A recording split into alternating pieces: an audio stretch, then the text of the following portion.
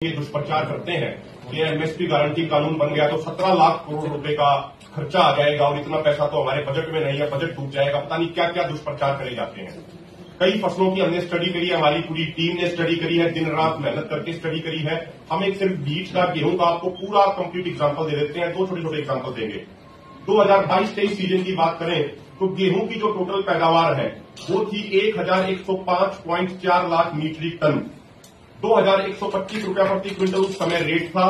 तो आप total production इसकी वैल्यू वाइज निकालेंगे वो होगी 2,34,927.25 करोड़ रुपया। जो एफसीआई ने उस सीजन में गेहूं प्रोक्यूर किया वो था 262 लाख मीट्रिक टन और उसकी वैल्यू होगी 55,675 करोड़ रुपया।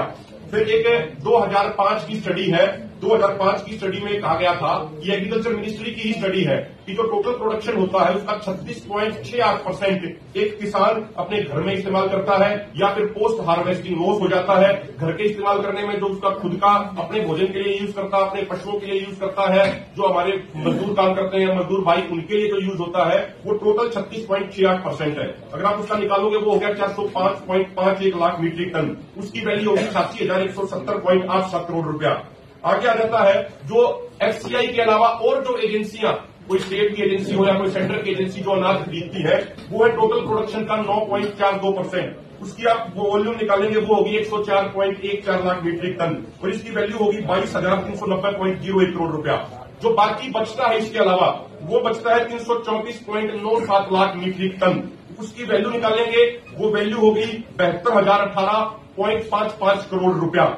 और बहुत सारे एक्सपर्ट से जो इस फील्ड के माहिर हैं, कम से कम 25-30 एक्सपर्ट से बातचीत करी, बहुत सारी रिपोर्ट्स को स्टडी किया, उससे ये पता लगता है कि जो ये मार्केटेबल सरप्लस बचा इसमें से 20 से 25% ऐसा होता है एवरेज जो निकाली गई जो एमएसपी से कम पर बिकता है। तो अगर आप 20% लोअर लिमिट मान के चलेंगे तो उसका आता है 14,403.16 करोड़ रुपया और मैक्सिमम लिमिट आप 25% मान के चलेंगे तो वो आता है लगभग 18,000 करोड़ रुपए। और इसमें टोटल खर्चा है ये, इसके अलावा और कुछ नहीं बचता गेहूं के एग्जाम्पल में। और ये दुष्प्रचार करते हैं कि एमएसपी गारंटी कानून बन गया तो 17 लाख करोड़ रुपए का खर्चा आ जाएगा और इतना पैसा तो हमारे बजट में नहीं है, बजट डूब जाएगा। पता नहीं क्या क्या दुष्प्रचार करे जाते हैं। कई फसलों की हमने स्टडी करी है, हमारी पूरी टीम ने स्टडी करी है, दिन रात मेहनत करके स्टडी करी है। हम एक सिर्फ बीज का गेहूं का आपको पूरा कंप्लीट एग्जाम्पल दे देते हैं, दो छोटे छोटे एग्जाम्पल देंगे।